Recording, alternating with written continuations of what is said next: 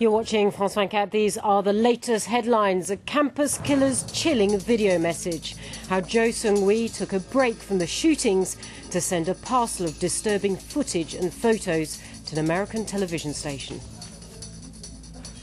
Baghdad's bloodiest day. Bombings across the capital kill nearly 200 people. Scores are wounded. Iraq's Prime Minister condemns the attack as monstrous.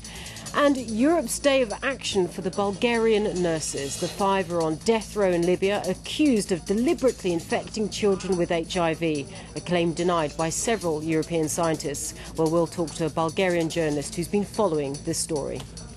Well, straight to that top story. And the student who shot dead 32 people at Virginia Tech University sent a chilling video message to an American television network. Halfway through the killings, NBC received the package from Jo Seung-hui Wednesday morning. The timestamp reveals it was posted in the 2-hour interval between 2 killings in a dormitory and the later massacre of 30 people in a classroom building. 11 of the 43 images in Seung-hui's grisly multimedia package show him aiming handguns at the camera. The parcel also contained a rambling video manifesto. You had 100 billion chances and ways to have avoided today, but you decided to spill my blood. You forced me into a corner and gave me only one option. The decision was yours. Now you have blood on your hands that will never wash off. Seung-hui's vulgar and incoherent video manifesto denounces the hedonism of the rich. The Virginia gunman continually suggests he was picked on. He also refers to Eric and Dylan, the teenage perpetrators of the Columbine massacre, whom he calls martyrs. Posted around an hour and 45 minutes after he first opened fire, the discovery of this macabre package explains that the killer was at the post office at some point between the first shootings and the second fusillade. At Virginia Tech, students have had differing reactions to the footage. It gives us a better idea what he was doing in those 2 hours and his motives and everything, but Supreme Court experts say the fact that he put that much thought into it is just really disturbing. Other Virginia Tech students have expressed some unease about broadcasting the killer's manifesto. I definitely think at some point it should have been aired. I'm not sure if right now was probably the best time. Police say the contents of the parcel will form a critical component of the investigation into the deadliest one-man shooting rampage in America's history. Well, earlier we spoke to our correspondent in the United States, Stefan Baschenheimer, and he gave us more details on these latest events. Yes, we do indeed. It seems that after the first 2 murders he committed, he really went to the post office and mailed this package. And in this package, actually, what's interesting, there are so many references.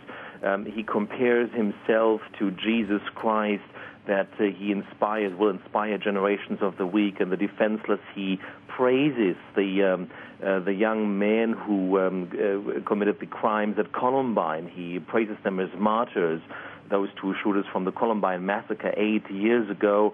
And his roommates say the video that was sent to this American station seems to have been shot in the common areas of the student dormitory where he lived. All these quite strange things, because we don't know right now if actually he took the video right after these first 2 shootings. What we know is shortly after he mailed this package, within the next half hour after mailing it, he killed the other 30 students. I'm sorry. Well, one of the victims of the campus shootings was Professor Liviu Librescu. His funeral was held in New York, hundreds paying tribute to a man considered a hero. When gunman Jo Seung-hui opened fire, the 76-year-old used his body to block a door so his students could escape through a window. Well, Romanian-born Librescu was a Holocaust survivor and was internationally renowned for his research work. In the United States, the Supreme Court has upheld a ban on a controversial abortion procedure. It restricts the right to a rare late-term termination, even if the mother's health is at risk. Well, opponents say it's an erosion of women's rights. Not the church, not the state. Women must decide their fate. Abortion rights supporters gathered in bitter protest outside the Supreme Court in Washington, chanting slogans against the ruling.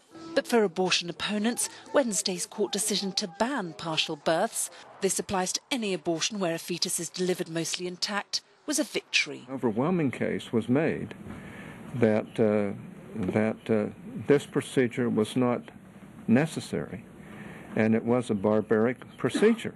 The ruling is the first federal ban on abortion since Roe versus Wade in 1973, a landmark decision which recognised a constitutional right to abortion. Since then, the Supreme Court has required every major ban on abortion to include an exception allowing to waive the law if the woman's health is at stake. Abortion advocates say the new ruling could pose a severe threat to women's health. So now politicians, not doctors, are making medical decisions that are going to put women at risk of hemorrhage, loss of future fertility, and other very serious medical harm. Both sides agree on one thing. The ruling is likely to open the door to a flood of legislation and push the abortion issue firmly into the US presidential campaign in 2008. Moving to Iraq now, and Prime Minister Nouri al-Maliki has condemned bombings in Baghdad that killed nearly 200 people, calling them monstrous. Car bombs exploded across the capital Wednesday. The worst attack happened in the mainly Shiite neighbourhood of Sadria. 140 people were killed and scores wounded in a local market. The worst single attack since the US-led invasion in 2003. Well, the violence comes as Maliki says Iraqi forces would take over responsibility for security in the country by the end of the year. In Turkey, 3 people have been killed in what could be the latest attack on minorities in the mainly Muslim country. The 3 worked in a publishing house that prints books on Christianity and distributes Bibles, while police have arrested 10 people in connection with the deaths. European politicians are holding a special day in Brussels to campaign for the release of 5 Bulgarian nurses on death row in Libya. The 5 were sentenced to death, along with a Palestinian doctor, by a court in Tripoli last December. They're accused of deliberately infecting hundreds of Libyan children with the HIV virus in a hospital 8 years ago. But research by a number of European scientists say it wouldn't have been possible. Well, joining me in the studio for more on this story is a journalist from Bulgarian National Radio, Anguelina Piskova. Welcome, Anguelina. First of all, what are you hoping for from this European Day of Action? Well, I'm hoping that the European Union will go on with the pressure on leader Gaddafi to liberate, to get these people go home, because I don't think that somebody could seriously believe that they are guilty in all this story. There is the European Union is very, very late in this action, because they are in prison since almost 8 years, more than 8 years, and the European Union is active till 2 or 3 years. So it has to double or to triple its efforts. And when I'm telling that it's European Union, I don't mean only European institutions. I mean all the European society and even NGOs. So this pressure have to go on to Gaddafi. Now, what about Bulgaria's actions in this case? At the beginning of this case, Bulgaria actually didn't play much of a role, did it? Yeah, you are right. So I think that at the beginning of this case, Bulgarian politicians do not act well, because they kept silent on this case almost half a year. So they gave time to Gaddafi to take its own, to elaborate and to play his own strategy.